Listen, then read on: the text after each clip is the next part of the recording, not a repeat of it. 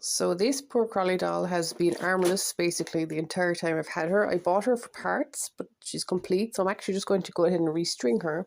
And while I'm here, I'm taking my very first Crolly doll, who I think I named Missy, I believe. There she is. So I restored her bar, changing out her wires. And I'll show you why I'm now deciding to change out her wires. Because no matter what I do, she still has a very strong musty smell in her. So my detective work led me to the fact that no matter how much I clean her, I've even been putting like smelly things into her to make her smell good, this retains a lot of the musty, horrible smell. Now I know her original elastic and all that, but like her arms are quite loose anyway, so I figured while I'm doing this girl's arms, she lost an arm, while I'm doing this girl's arms, I might as well also do this, because I mean it's not going to get any better. And this girl, I mean, her head is a whole story all of its own. Let's grab the head down there. So basically, that's the amount of elastic, basically. And then it's put into one side of the body, stretched and hooked onto the arm. And that's how the arms are attached. It's actually really simple. Here's Tifa. Hi. You helping? Good girl. So, she's been sitting, I mean, every time I try to pose her, like her clothes are barely holding her together at this point. It has to be done. I'm sick of looking at her in pieces. So it's not really an official video or anything, but I just thought I'd document my progress all the same. So this is the elastic I'm using. So elastic cord round hat. So it's a 3mm. Now I have 20 meters of it, I should say, which is enough for probably $100 million. But I'm just doing these two today. I'm not doing anything too fancy, but I'll try to record as best I can while Tifa throws things around. And I'll come back in a second and see how far we've gotten. Measuring how much I need basically is by looking at the chest of the doll, making a hoop. Now I do want it to be slightly stretched, so I don't want to make a hoop that's the entire side, because they're going to be very, very loose.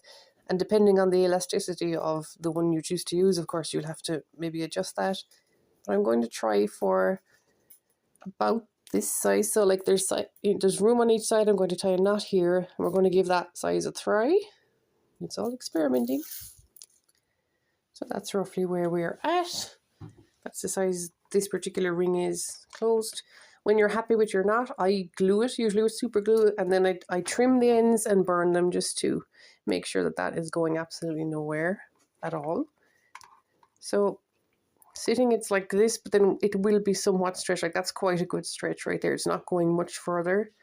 You don't really want it to be like really loose. So, you know, if you're doing this, you'll kind of know just by the feel of it anyway. But that's the best way to explain it. So let's get on to the next part. So I've hooked one arm onto my elastic, which I have now dropped. Beautiful. Anyway, so one is securely fastened here. You can tighten that to your preference. So basically, the elastic will come through here. I'm going to grab it, pull it out, and attach it to the second hand. So let's see how that works out. Okay. So you can see you don't need any fancy tools. I fed the elastic in with one hand, grabbed it with the other very easily, and now I'm going to hook on. And there's a really good tight stretch here. Like it's pulling, it's very good. Tifa is very helpful today, playing with the elastics. So I'm going to very quickly pop that on and then show you guys the finished arms.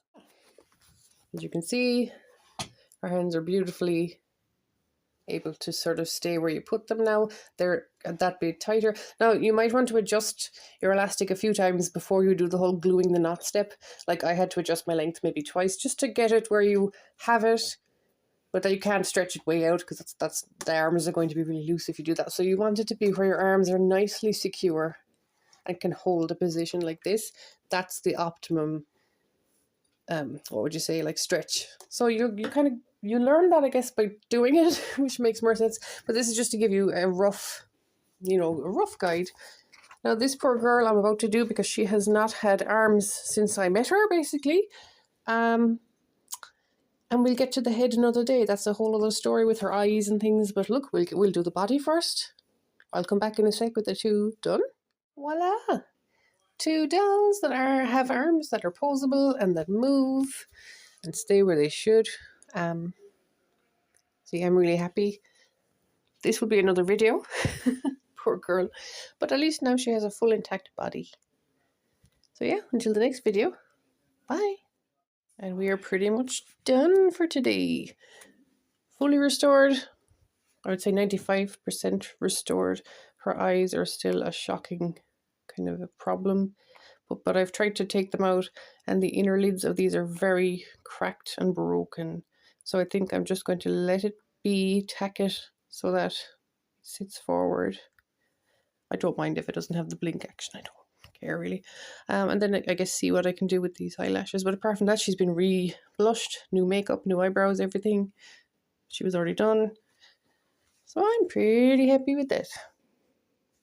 Woo!